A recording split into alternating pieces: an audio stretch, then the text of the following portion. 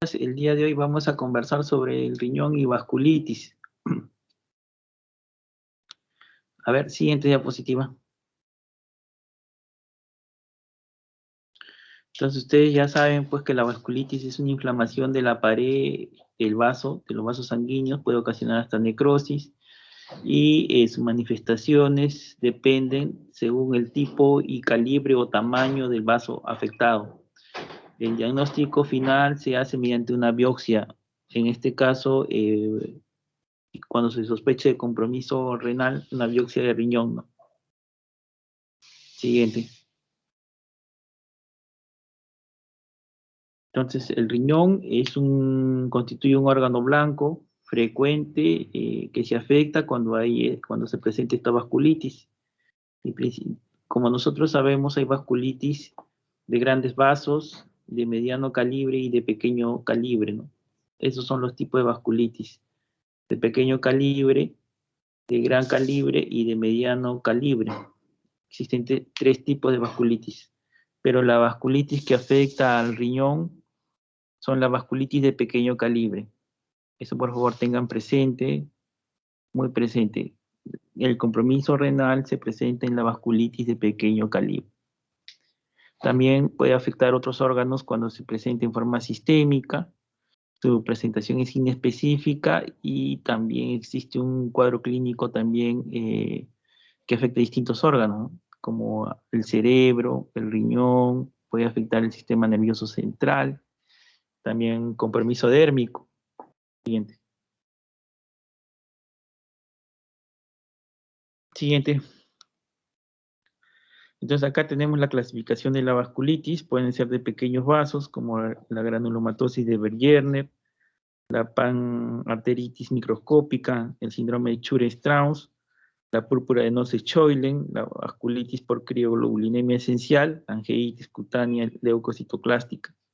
Hay que tener presente, las vasculitis de pequeño calibre o de pequeños vasos son las que van a afectar al riñón, que producen compromiso renal. Hay también vasculitis de grandes vasos, como la arteritis de células gigantes o la arteritis de Takayasu. La arteritis de Takayasu, la vasculitis de medianos vasos, panarteritis nodosa, enfermedad de Kawasaki, que seccionalmente afectan al riñón, ¿no? No es lo usual. Siguiente.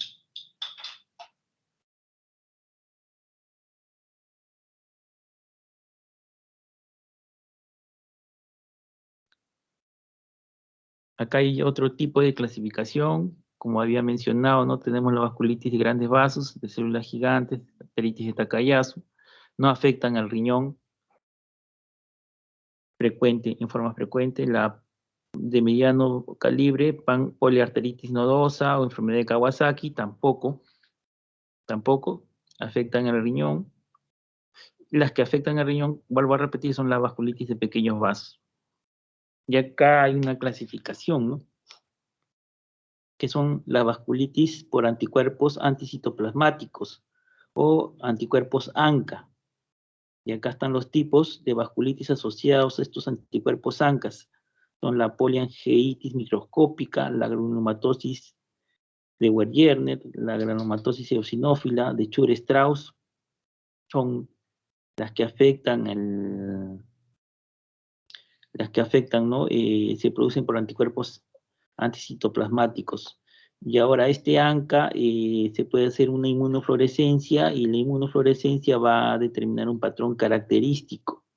Se dice que el ANCA-P es característico de la granulomatosis del síndrome de Chure-Strauss. El ANCA-C es por granulomatosis de Berger, ¿no?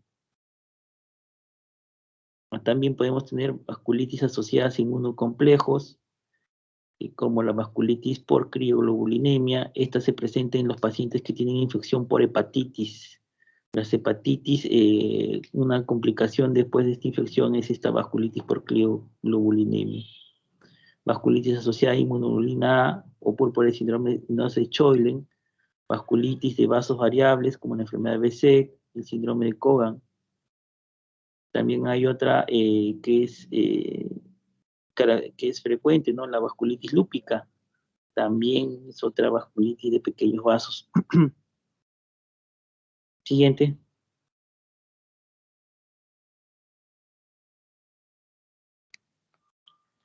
A ver, siguiente, por favor.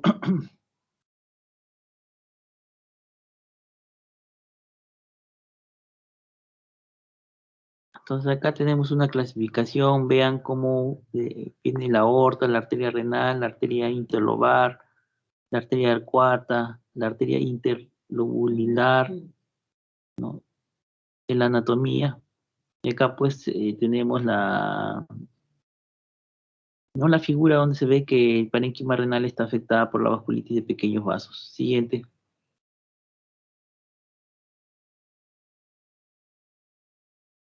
Siguiente, doctora.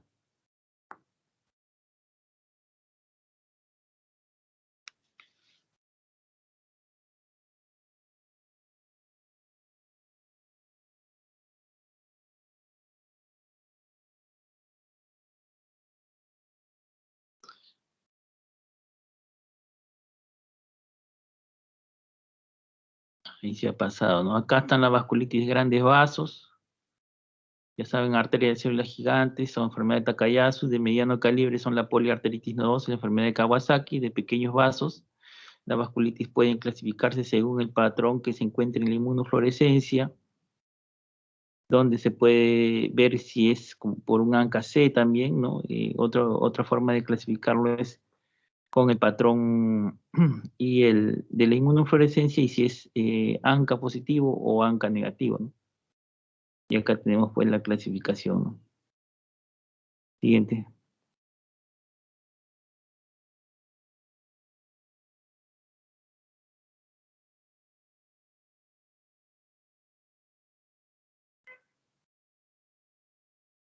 También tenemos el síndrome de Gould-Pasteur, también en un síndrome de Gould-Pasteur hay anticuerpos que atacan la membrana basal glomerular también a nivel pulmonar, ¿no? Eso ocasiona daño glomerular y hemoptisis, ese es uno de los patrones. Y acá tenemos el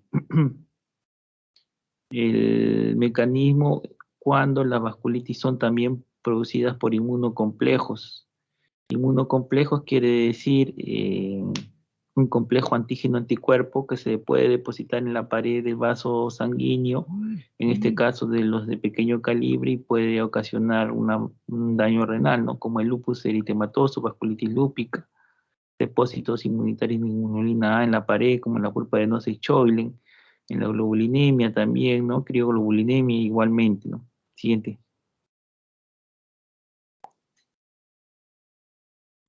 Entonces, en cuanto a la fisiopatología de esta vasculitis de pequeños vasos, los antígenos más comúnmente asociados son los anticuerpos anticitoplasma del neutrófilo, que son de la proteinasa 3 y la mieloperoxidasa, ¿no?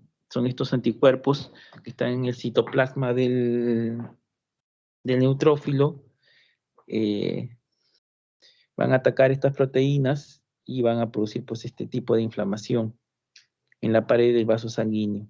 Siguiente.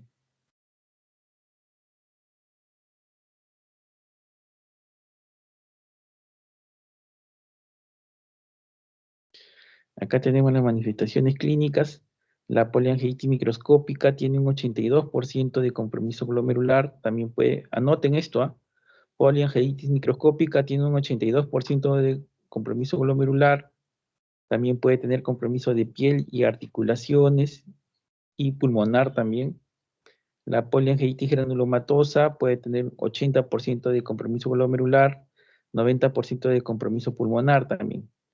Y la poliangitis granulomatosa eosinófila, que es el Sture-Straub, el compromiso glomerular es de 50%, 100% debutan como asma porque presentan una eosinofilia, 72% pueden presentar manifestación del sistema nervioso periférico tipo mononeuritis, ¿no? Siguiente.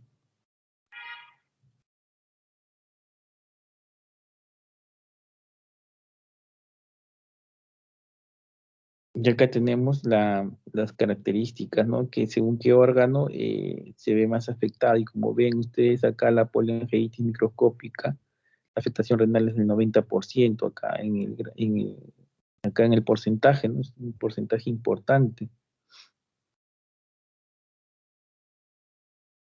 De todas, la poliangiitis microscópica, según la frecuencia, es la que más afecta, ¿no? Después sigue la granulomatosis de Bergerne, ¿no? En frecuencia 80%, de ahí sigue la criogeninemia 55%, de ahí sigue la púrpura de Noce-Scheulen 50% y el Chur-Straum 45%. Siguiente.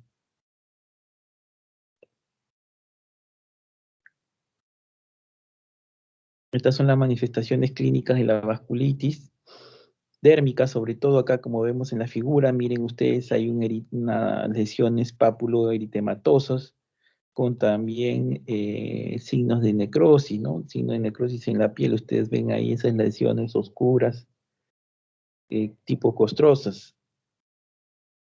Entonces el paciente manifiesta estas alteraciones a nivel de la piel y también tiene alteraciones a nivel renal, ¿no? Y acá están pues todas las manifestaciones clínicas que puede presentar, como fatiga, fiebre, anorexia, púrpura palpable, necrosis, úlceras necróticas, livios reticulares, urticaria, nódulos, mialgias, artralgias, claudicación, accidentes cerebrovasculares, hipertensión, mononeuritis múltiple, etcétera, ¿no? Siguiente.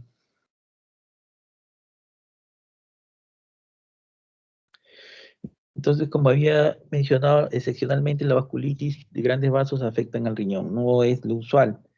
Y cuando sucede es por un estrechamiento del calibre de la luz, produciendo una hipertensión, en este caso renovascular. Siguiente.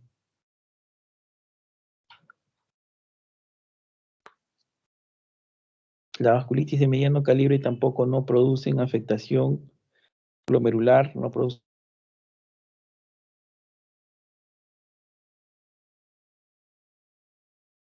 glomerular capilar. Siguiente.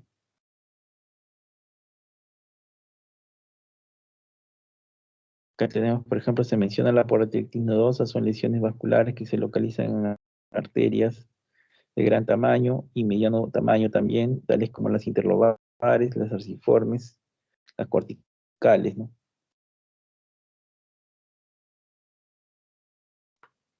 Pueden producir necrosis, fibrinoide, infiltración leucocitaria del espesor de la pared también, ¿no? De estos vasos afectados. Siguiente.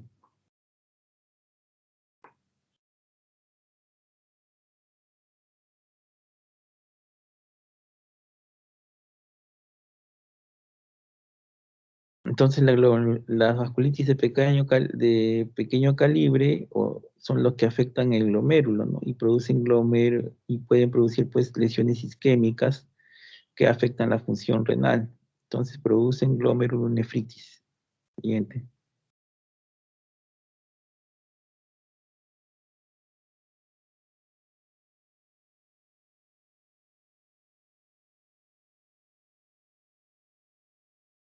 Esto es lo que quiero que vean. Por ejemplo, el ANCA-C se presenta en la reumatosis de Bergerne, ¿ya? El ANCA-P se presenta con más frecuencia en el síndrome de Chur-Strauss. En el síndrome de Chur-Strauss se presenta el, el, se presenta el patrón ANCA-P perinuclear, se denomina, ¿no? ANCA-P significa perinuclear y se ve en el síndrome de Chur-Strauss. El ANCA-C se ve en la granulomatosis de Bergerne. Ya también se puede ver en la poliangiitis microscópica.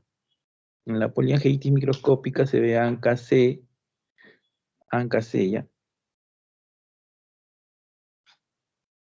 Siguiente.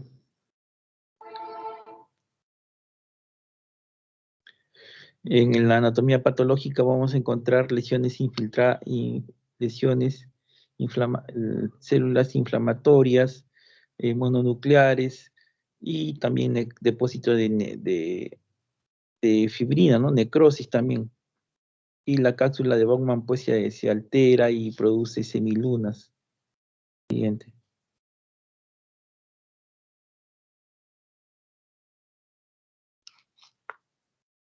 Tenemos la infiltración del vaso del capilar glomerular con abundantes células mononucleares y el depósito de fibrina, ¿no?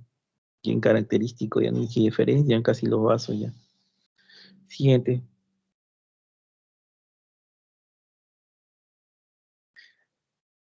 Como ven ustedes, la granulomatosis de Bergerner y la poliangiitis microscópica tal vez son los más frecuentes, ¿no?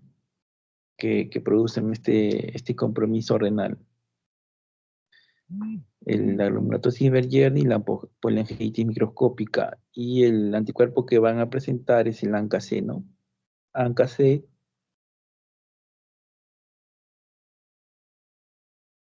ese que se va a presentar en este tipo de pacientes. Siguiente.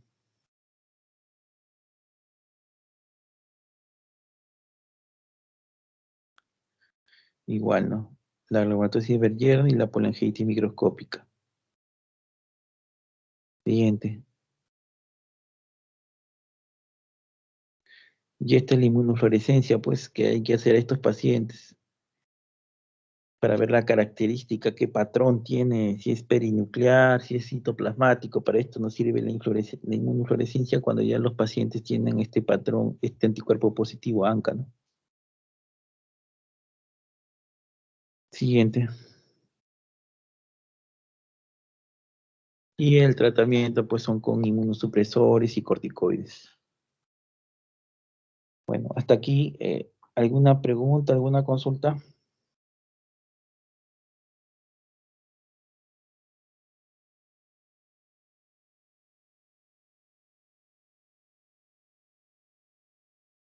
Si no hubiera ninguna pregunta, pasamos a la siguiente clase. A ver, por favor.